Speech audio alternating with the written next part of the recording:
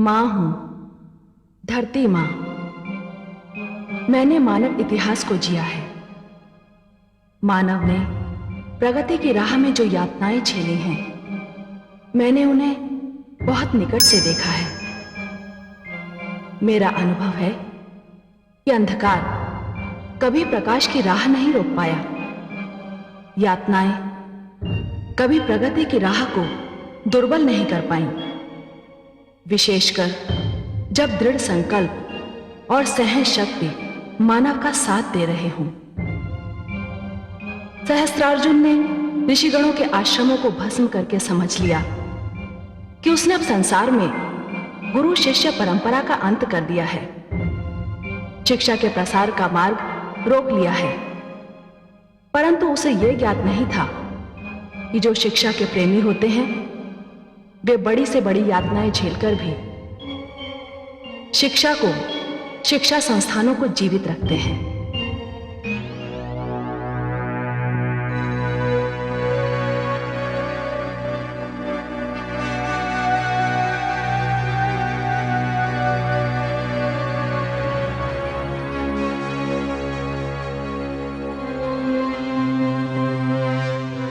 स्वामी,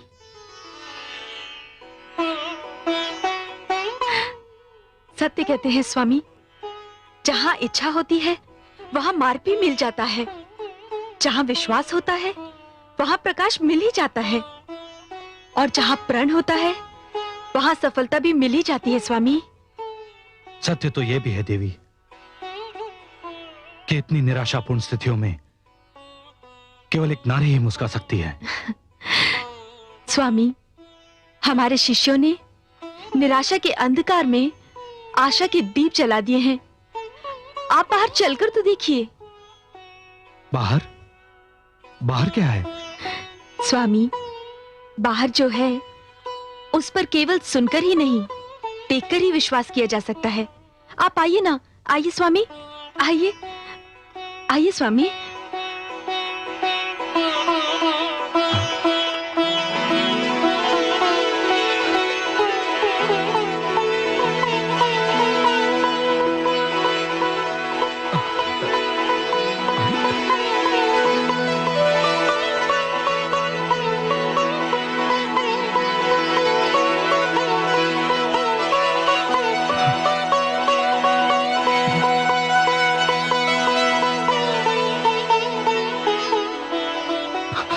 ये सब क्या है देवी?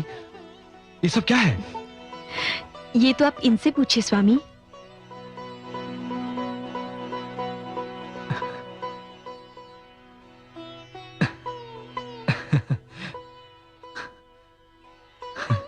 धन्य हो शिष्यों, धन्य हो।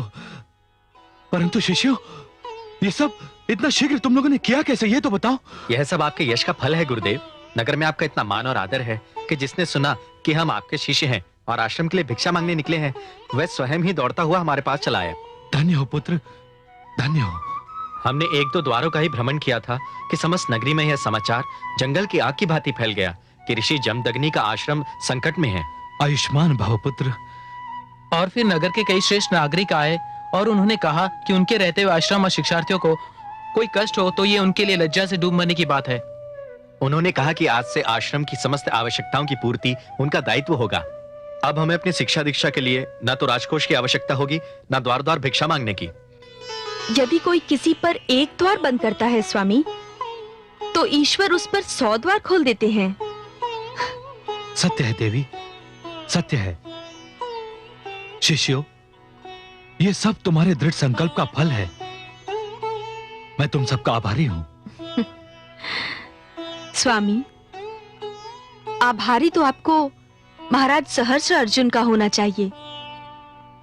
यदि वे धनराशि बंद करने की घोषणा ना करते, तो शिष्यों में कर्तव्य भावना ना जागती। उनका दंड हमारे लिए आशीर्वाद बन गया है। क्या आप अपना आभार प्रकट करने महाराज के पास नहीं जाएंगे? यदि आप व्यंग कर रही हैं देवी, तो भी सत्य कह रही हैं। मैं महाराज सहस्त्र अर्जुन के पास जाऊंगा अवश्य, परंतु उन्हें उलाहना देने नहीं, उन्हें एक बार फिर उनके राजधर्म का ध्यान कराने। मैं उनसे कहूंगा कि वो निस्संदेह मेरे आश्रम को आर्थिक सहायता ना दें, परंतु विद्यार्थियों, आश्रम और गुरुओं से वैर ना करें। इसी में उनका कल्याण है और इसी में राष्ट्र का कल्याण भी है। स्वामी, यदि आप जाना चाहते हैं तो मैं आपको रोकूंगी नहीं, किंतु स्वामी, जो व्यक्ति सो रहा है उसे झंझोड़ के जगाना संभव है, किंतु जो व्यक्ति सोने का अभिनय कर रहा है उसे जगाना असंभव है स्वामी। अर्थात देवी? स्वामी, मुझे पूर्ण विश्वास है कि महाराज जो कुछ भी कर रहे हैं वो एक योजनाबद्ध अभियान के अंतर्गत है। वे आपकी बात नहीं सुनेंगे। देवी, मात्र कर्म ही मनुष्य का धर्म है। फल की इच्छा नहीं करनी चाहिए, हमें तो केवल अपना कर्म करना चाहिए। मैं एक बार प्रयत्न अवश्य करूंगा।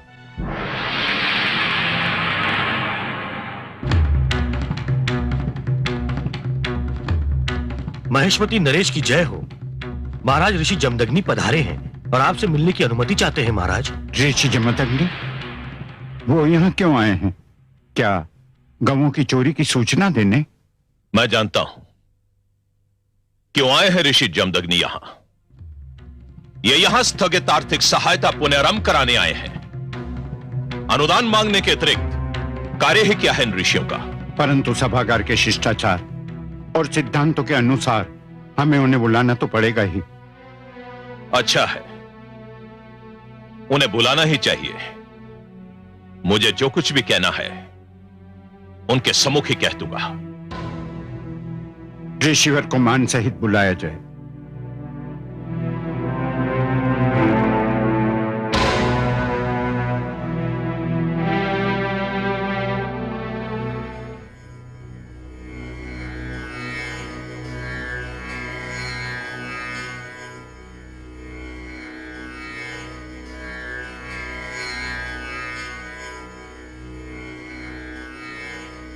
प्रणाम महाराज। ऋषि जमदग्नि, हमारे सभागार में आपका स्वागत है। यदि आप हमसे अनुदान मांगने आए हैं तो हमारा उत्तर सुन लीजिए। यह संभव नहीं होगा। मैं अनुदान मांगने नहीं आया हूं। तो फिर क्यों आए हैं यहां? शीघ्र बताइए, हमें राज्य के आवश्यक कार्य भी करने हैं। आया तो मैं आपको कुछ स्मरण कराने, कुछ ध्यान दिलाने, कुछ समझाने के लक्ष्य से था। मुझे ऋषियों के उपदेश की ना तो आवश्यकता है और ना ही उनके लिए मेरे पास समय है। मैं जानता हूं महाराज, और मैं यह भी जानता हूं कि वो सब करना आपका भी समय नष्ट करना है और मेरा अपना भी। इसलिए मैं जिस दूसरे कारणवश यहां आया हूं उसे व्यक्त करना चाहूंगा। आपके आने का दूसरा कारण क्या है? मैं आपका आभार प्रकट करने आया हूं महाराज। आभार? हाँ महाराज, आभार। आपके महामंत्री के आगमन और आपके आदेश ने सारे आश्रम में नए प्राण फूंक दिए हैं। क्या कहना चाहते हैं आप? महाराज, मेरे शिष्यों के प्रयास के फलस्वरूप आश्रम में दूध धान्य की वर्षा हो रही है। नगर के श्रेष्ठ नागरिकों ने और नगर सेवकों ने आश्रम को हर प्रकार की सहायता का आश्वासन दिया है। अब मेरे आश्रम को आपके अनुदान की कोई आवश्यकता नहीं। आप मेरा अपमान करने आए हैं यहां ऋषि जमदग्नि? अपमान? आपके राज्य में आभार को अपमान कहते हैं महाराज। अपनी सीमा में रहो ऋषि जमदग्नि। मैं अपनी सीमा को अच्छी तरह से जानता हूं, परंतु आप अपनी मर्यादा को भूल चुके हैं महाराज, और अपने धर्म को भी। अब भी कुछ नहीं गया है। आप पलट सकते हैं, विनाश के पथ पर अपने बढ़ते हुए पग रोक सकते हैं। तुम मुझे उपदेश देने वाले होते कौन हो?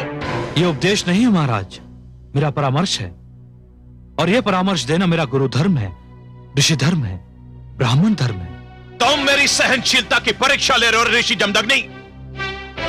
इससे पहले कि सभागार में कोई अनहोनी हो जाए, चुपचाप यहां से चले जाओ। अनहोनी तो आप कर चुके हैं राजन। भला गौओं की चोरी से बढ़कर अनहोनी क्या हो सकती है? आज तक ऐसा घृणित अपराध किसी ने नहीं किया। परंतु वत्स, गऊओं की चोरी से यहां होने वाली बातों का क्या संबंध है? बहुत गहरा संबंध है ऋषिवर। आज जो बातें हो रही हैं उसकी जड़ें चोरी की इसी घटना में हैं। मैं कुछ समझा नहीं वत्स। आपकी गौएं नर्मदा के तट पर शिवालय के पास एक बाड़े में हैं। आप उन्हें वहां जाकर ले सकते हैं। तुम्हें कैसे ज्ञात हुआ? आपने तो इस सत्य को छिपाने का बहुत प्रयत्न किया था, किंतु सत्य बहुत देर तक छिपा नहीं रहता राजन। मैं कुछ समझा नहीं वत्स। आपकी गौओं की चोरी महाराज सहस्त्र अर्जुन ने करवाई थी।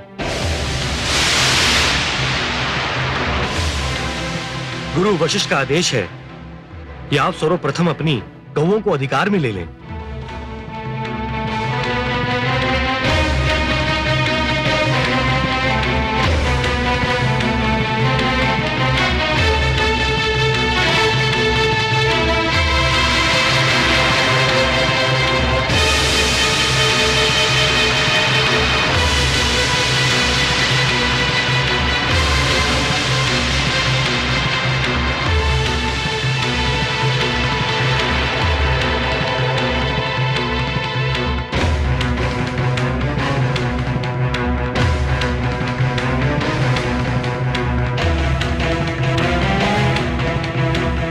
तुमने मेरे ही सभागार में मुझे अपमानित करने का साहस कैसे किया?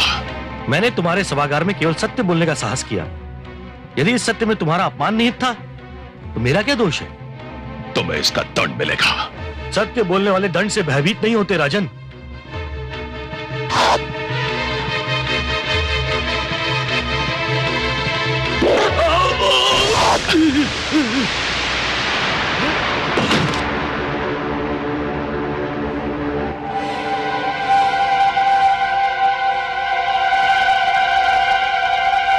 ऋषि जमदग्नि के आश्रम को जलाकर राख कर दिया जाए। इस धरती पर उसके आश्रम का चिन्ह भी शेष न रहे। वहां की हर वस्तु को आग लगा दी जाए। हमारी आज्ञा का पालन किया जाए। जो आज्ञा महाराज।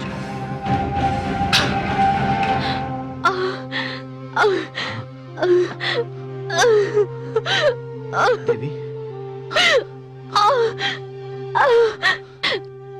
बहुत पीड़ा हो रही है। हाँ स्वामी, पीड़ा पीड़ा बढ़ती चली जा रही है। प्रसव पीड़ा लगती है।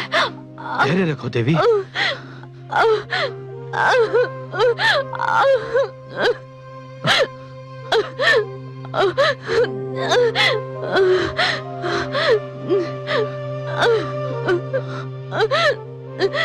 स्वामी, भृगुवंश की बेल में एक और कली फूटने वाली है।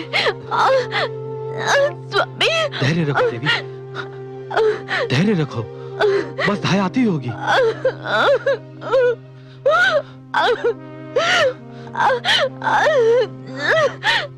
धैर्य रखो।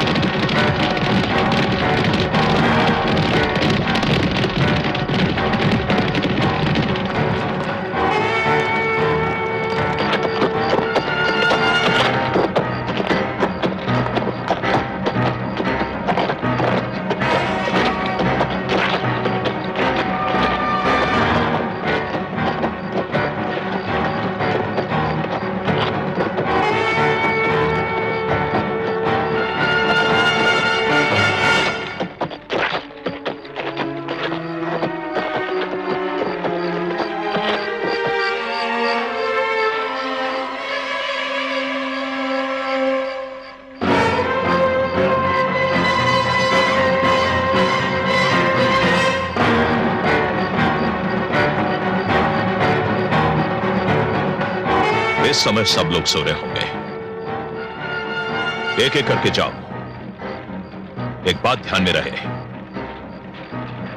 कोई भी प्राणी जीवित नहीं बचना चाहिए।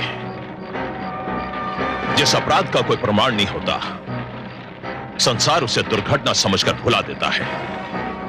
जाओ। जो आज्ञा।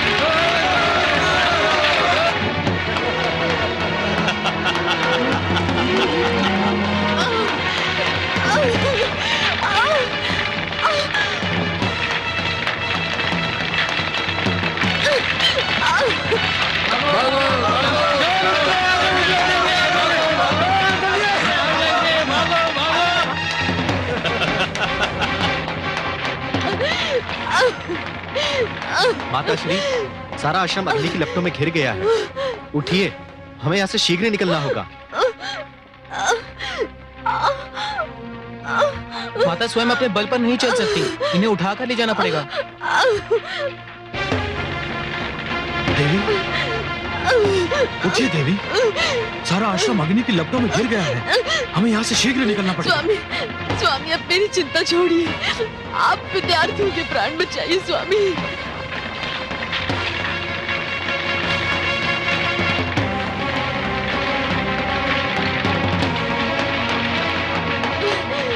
आचार्य, आश्रम में लगी अग्नि देखकर ढाई यहाँ आते आते लौट गई। ये तो बहुत बुरा हुआ। जाओ शिष्य, तुम उन्हें यहाँ पुनः लाने का प्रयत्न करो, तब तक मैं इन्हें यहाँ से दूर ले जाने की चेष्टा करता हूँ। जाओ, उठिए देवी, उठिए। स्वामी, स्वामी मेरी बात मानिए, इन विद्यार्थियों के प्राण बहुत मूल्यवान हैं। हट मत करो देवी, हट मत करो। स्वामी, स्वामी इन्हें आने वाले कल का भार उठाना है स्वामी। अब जाइए, अब जाइए स्वामी। कैसे जाऊँ देवी, कैसे जाऊँ? मैं तुम्हें इस स्थिति में छोड़कर कैसे जाऊं? यदि मरना ही है तो एक साथ मरेंगे। उठिए देवी, उठिए।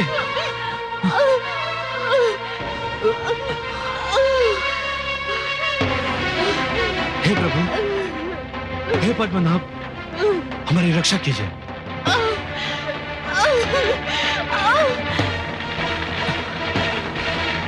शीघ्र चलो शिष्यों, शीघ्र चलो।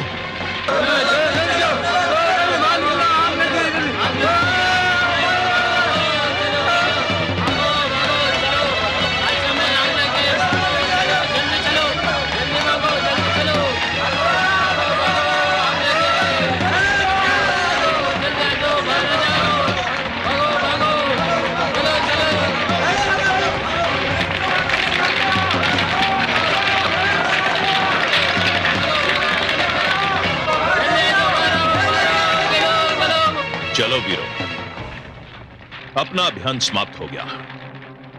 मैंने अपने राज्य में ऋषि कुल और आश्रम शक्ति को जलाकर भस्म कर दिया। चलो।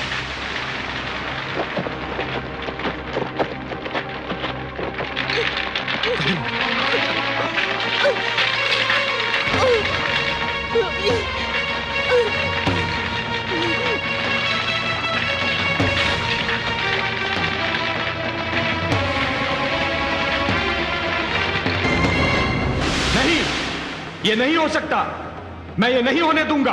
क्या नहीं हो सकता कमल नयन? क्या असंभव है? किस बात ने आपको इतना दुखी कर दिया है? इतना विचलित तो मैंने आपको पहले कभी नहीं देखा। क्या हुआ कमल नयन, क्या हुआ? महादेवी, धरती पर न्याय झुलस रहा है, अन्याय ठाके मारकर हंस रहा है। शक्ति के अहंकार में चूर सत्ताधारी निर्दोष विद्वानों के रक्त के प्यासे हो गए हैं। शास्त्र विद्या संकट में है, देवी सरस्वती का हनन हो रहा है। मैं ये सब कैसे सहन कर सकता हूं महादेवी, मैं ये सब कैसे सहन कर सकता हूं? मानव पर यह अत्याचार कोई दैत्य, कोई दानव नहीं कर रहा है, कोई असुर भी नहीं कर रहा है, स्वयं मानव कर रहा है। यही तो दुख की बात है महादेवी, यही तो दुख की बात है। और यही विडंबना मुझे विचलित भी कर रही है। हे महादेवी, मानवता के इतिहास का सबसे दुर्भाग्यपूर्ण दिन, सबसे अंधकार से भरा हुआ मोड़ वो होता है जब एक मानव समूह दूसरे मानव समूह के विरुद्ध शस्त्र उठा लेता है। और दुर्भाग्य से वो दिन, वो अंधकार भरा मोड़ आ चुका है महादेवी। मुझे जाना होगा, मुझे जाना होगा महादेवी। परंतु इस बार मैं आपको वियोग का दुख नहीं दूंगा महादेवी। अपने इस अवतार में मैं धरती पर भी रहूंगा और आपके पास भी, क्योंकि मेरा यह अवतार केवल एक अंश अवतार होगा। कमल नयन, मानव उद्धार के लिए यदि आप मुझे वियोग का दुख भी देते तो भी मैं सहन कर लेती। संसार के लिए ये बलिदान देने के लिए मैं तैयार हूं। हे विष्णु प्रिया, आपकी उदार भावनाओं के लिए आपको कोटि कोटि प्रणाम। मुझे जाने की अनुमति दीजिए। परंतु हे कमल नयन, आपने मुझे ये नहीं बताया कि आप अपना अगला पग कहां धरेंगे। महादेवी, मैं धरती और मानव से वचनबद्ध हूं। मैं उस जलते हुए वन में जा रहा हूं महादेवी, जहां ऋषि जमदग्नि की पत्नी देवी रेणुका प्रसव पीड़ा भोग रही है। मैं उनके गर्भ से परशुराम बनकर जन्म लूंगा। मैं एक आचार्य के घर जा रहा हूं महादेवी, एक गुरु के घर जा रहा हूं, परंतु शास्त्रों की रक्षा करने के लिए शस्त्र भी उठाऊंगा। इस अवतार में मैं परशु उठाऊंगा महादेवी, और परशुराम कहलाऊंगा।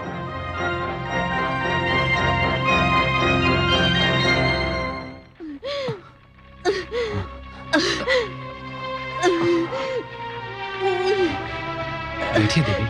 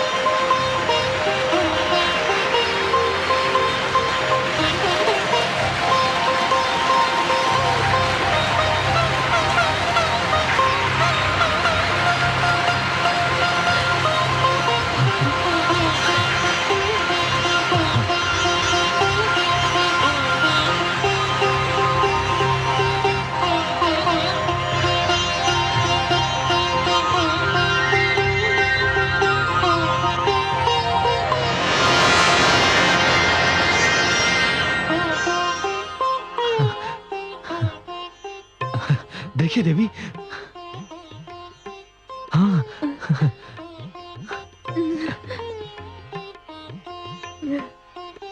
हे प्रभु, आप धन्य हैं प्रभु, धन्य हैं। चलो देवी, अपनी कुटिया में चलते हैं। आइए। संभल कर।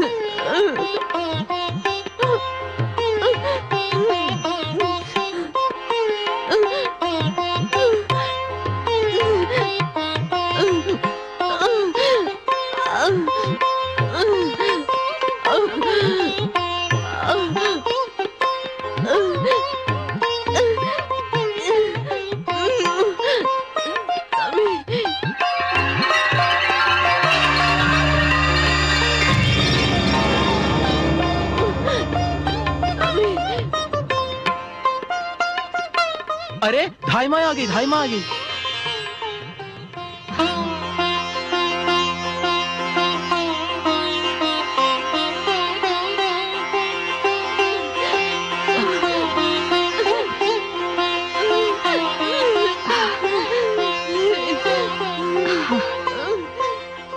देवी, आप तो वो धाई नहीं है जो आने वाली थी। मैं उसी की छोटी बहन हूँ। वो तो यहाँ से भयभीत होकर भाग गई, किंतु मैंने सोचा कि इस स्थिति में प्रसव पीड़ा भोगती नारी को क्यों ही छोड़ देना उचित नहीं होगा, इसलिए मैं उसके स्थान पर आ गई हूँ। आप तनिक बाहर जाइए, मैं हूँ इनके साथ। जी देवी, धैर्य रखो, सब ठीक हो जाएगा। चलो शिष्यों।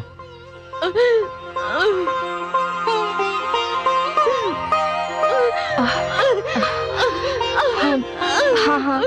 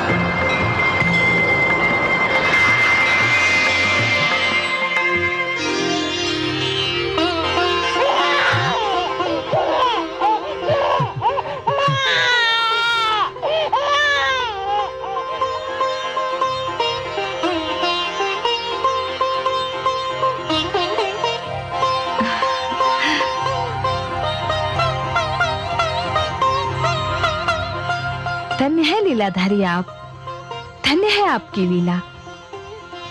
देवी रेणुका, आपको कदाचित ये कभी ज्ञात नहीं हो सकेगा कि आपके पास कौन आई थी और आपको क्या देकर चली गई। मैं अपनी धरोहर आपको सौंप कर जा रही हूँ।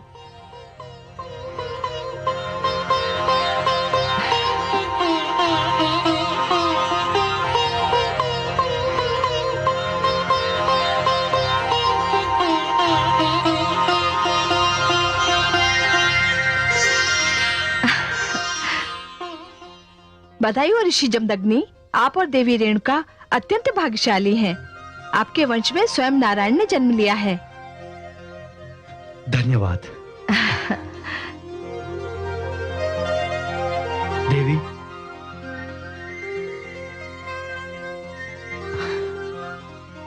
बधाई हो देवी।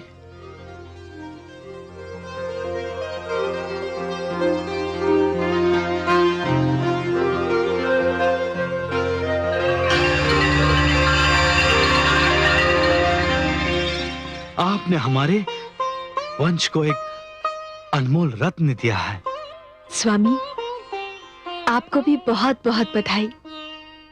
आपने इस बालक के रूप में मुझे एक और आश्रय दिया है। देवी, पता है दाई क्या कह रही थी? क्या? कह रही थी कि ये साक्षात नारायण का अवतार है।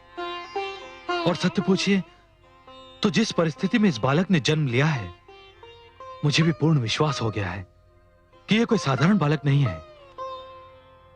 स्वामी, आप इस बालक का नामकरण इसी क्षण कर दीजिए। जैसी आपकी इच्छा। हे देवी, ये भृगुवंशी राम कहलाएगा मेरा राम।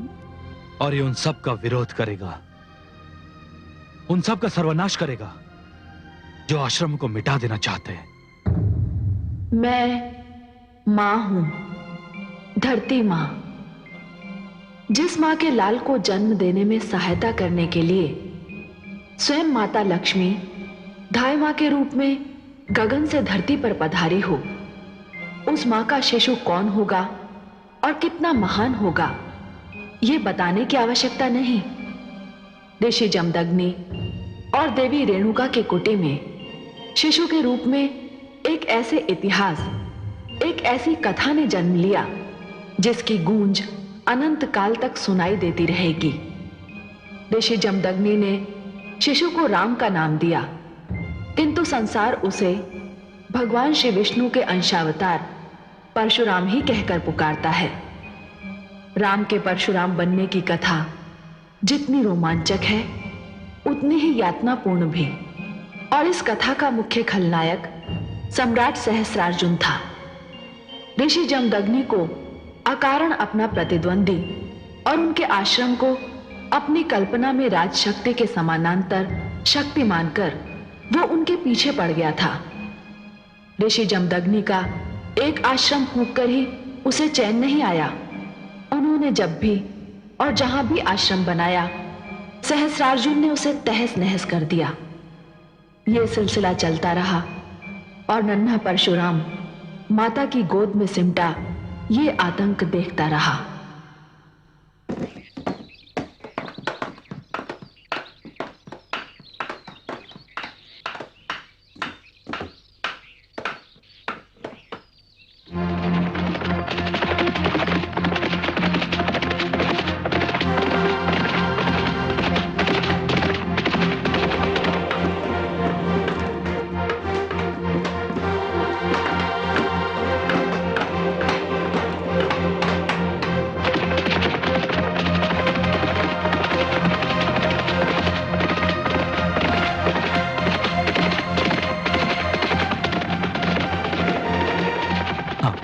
थोड़ा ऊपर और ऊपर शिष्य। हाँ। गुरुदेव, सहस्रार्जुन फिर अपनी सेना लेकर आ रहा है।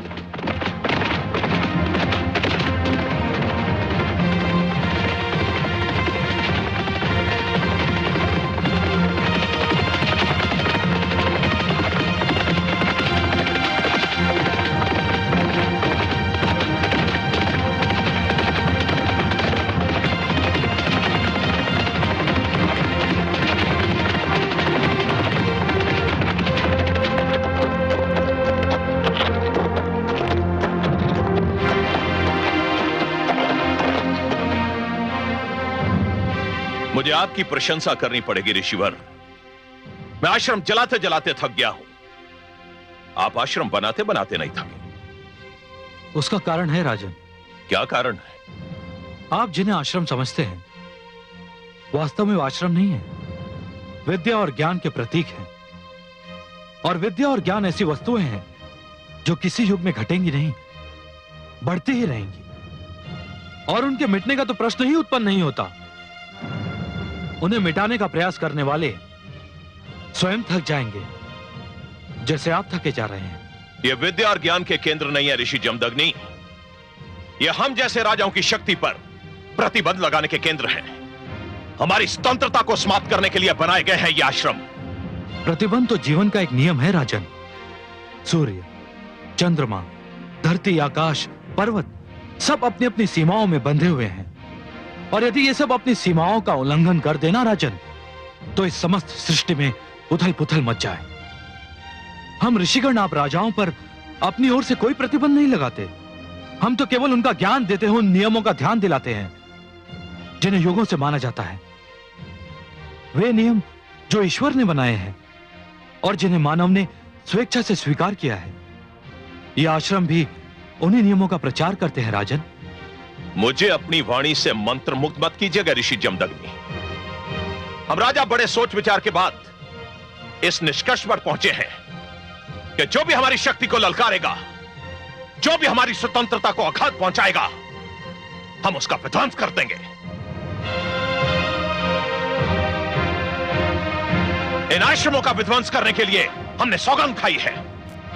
और हमने भी यह सौगंध उठाई है राजन कि हम अपने अंतिम सांस तक ज्ञान का उजाला फैलाने का प्रयास करेंगे, क्योंकि यही हमारा धर्म है और यही हमारा कर्म है। मैं चाहता तो आपका वध कर सकता था ऋषि जमदग्नि, परंतु मैं आपको नहीं, आपकी शक्ति को समाप्त करना चाहता। यह मत भूलो राजन, यह शस्त्र विद्या भी हम ही ने आप लोगों को सिखाई है। जो सिखा सकता है वो उसका प्रयोग भी कर सकता है, परंतु हम ऐसा करेंगे नहीं, क्योंकि हमारा लक्ष्य मारना नहीं है राजन, ज्ञान देना है। अब आप जा सकते हैं। चला।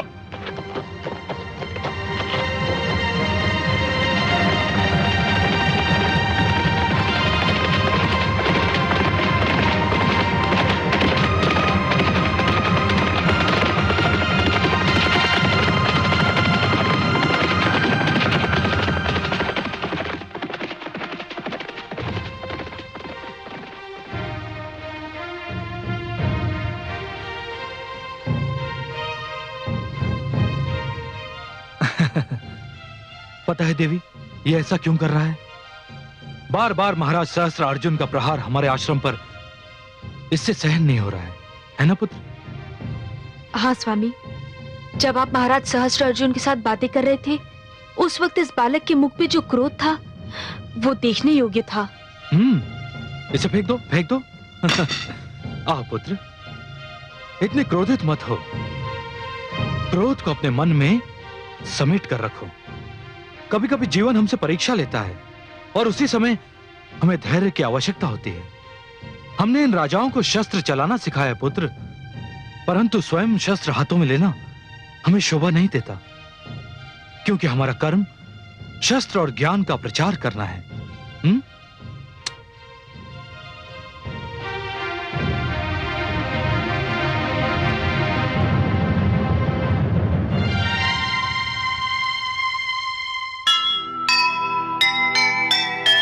जिसके मन में बस गया धीरज और विश्वास,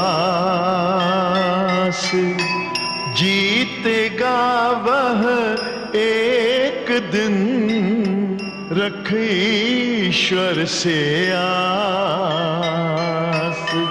खेती अत्याचार की कभी न फलने पाए, सत्य में